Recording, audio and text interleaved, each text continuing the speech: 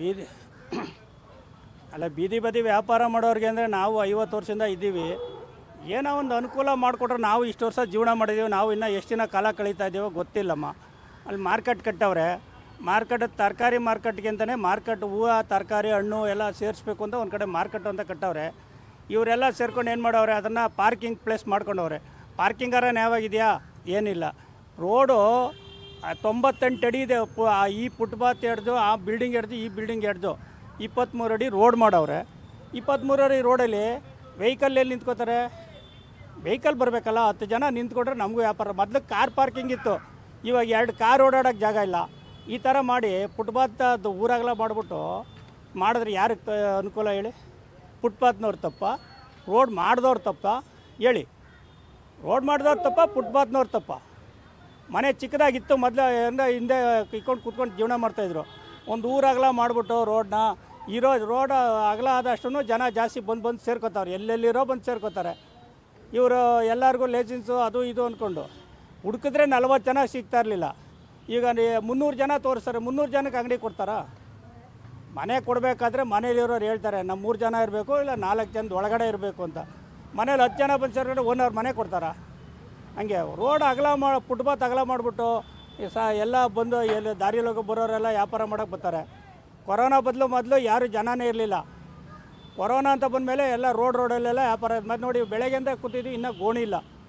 ಇಷ್ಟೊತ್ತಾದರೂ ಗೋಣಿ ಇಲ್ಲ. ಕುಂತಿದ್ದೀವಿ ಮಕ ಉಣಿಸ್ಕೊಂಡು 6 ಗಂಟೆ ಬಂದು ಅಂಗಡಿ ತೆಗೆದವರು. ಹೆಂಗೆ ಜೀವನ ಮಾಡೋದು ನಾವು?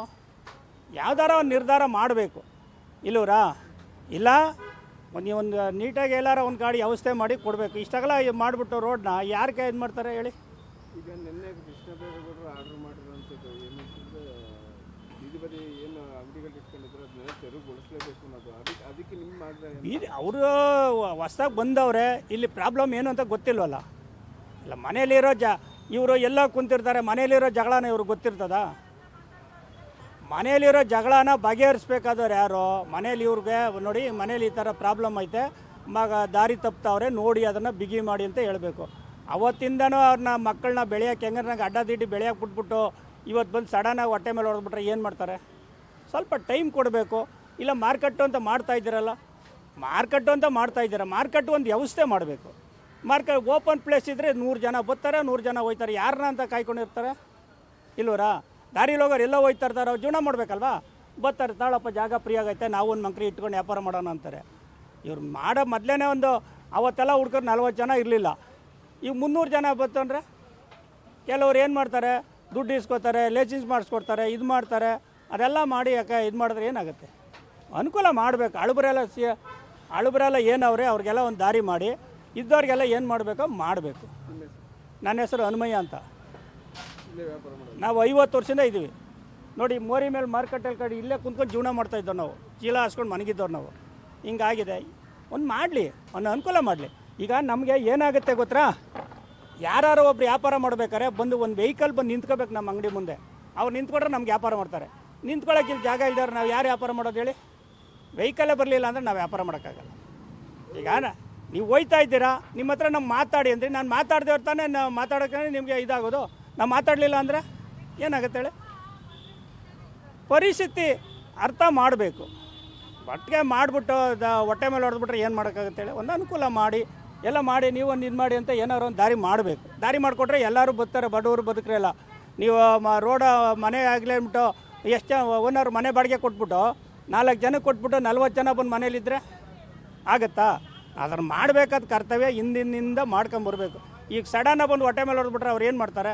ಇಲ್ಲ ಬದುಕಬೇಕು, ಇಲ್ಲ ಸಾಯಬೇಕು. ಎರಡು ಬಿಟ್ಟರೆ ಇನ್ನೇನು ಮಾಡೋಕ್ಕಾಗಲ್ಲ. ನಮಗೂ ಆಯ್ತು 50 ವರ್ಷ ಫುಟ್ಪಾತಲ್ಲೇ ವನವಾಸ ಮಾಡಿಬಿಟ್ಟಿದ್ದೀವಿ. ಈ ನೋಡಿ, ಈಗ ನೀವು ತೊಂದರೆ ಕೊಟ್ಟರೆ ನಾವು ಜೀವನ ಮಾಡೋಕ್ಕಲ್ಲ. ಏನು ಮಾಡಲಿ? ದುಡಿಯೋ ಶಕ್ತಿ ಇಲ್ಲ, ವಯಸ್ಸಾಯಿತು, ಇಲ್ಲ ಕಳ್ತನ ಮಾಡಬೇಕು, ಇಲ್ಲ ಸಾಯಬೇಕು. ಎರಡು ಬಿಟ್ಟರೆ ಏನೂ ಮಾಡೋಕ್ಕಾಗಲ್ಲ. ಏನಾರು ಒಂದು ಮಾಡಿ ಬದುಕಿ ನಾವೇನೋ ಕೂತ್ಕೊಂಡು ಒಂದು 2 ಐಟಮ್ ತಂದು ಮಾರ್ಕೊಂಡು ಜೀವನ ಮಾಡ್ತಾಯಿದ್ದೀವಿ. ಅದನ್ನು ಮಾಡೋಕ್ಕೆ ಬಿಡಲಿಲ್ಲ ಅಂದ್ರೆ ನಾವೇನು ಮಾಡೋದು ಹೇಳಿ? ಮಾಡಿದ್ರಲ್ಲ, ಇದು ರೋಡ್ ಸೈಡ್ ಇರೋ ಅಂಗಡಿಗಳು ಯಾವುದನ್ನು ಇರಬಾರ್ದು, ಎಲ್ಲ ತೆರವುಗೊಳಿಸಬೇಕು ಅಂತ ಹೇಳಿದ್ರಲ್ಲ, ಅದ್ರ ಬಗ್ಗೆ ನಿಮ್ಮ ಅಭಿಪ್ರಾಯ ಏನು? ಇನ್ನೂ ಇಟ್ಕೊಂಡಿದ್ದೀರಾ? ಯಾವುದು ಕೂಡ ಬಂದಾಗಿಲ್ಲ? ಅಲ್ಲಮ್ಮ, ತೆರವುಗೊಳಿಸ್ಬಿಟ್ರೆ ನಾವು ಸುಮಾರು ವರ್ಷಗಳಿಂದ ನಮ್ಮ ಅಜ್ಜಿ, ನಮ್ಮ ತಾಯಿ, ಇವಾಗ ನಾವು ಎಲ್ಲ ಅವತ್ತಿಂದ ಪರಂಪರೆಯಾಗಿ ಇದನ್ನೇ ನಂಬ್ಕೊಂಡು ಜೀವನ ಮಾಡ್ಕೊಂಡು ಬಂದಿದ್ದೀವಿ.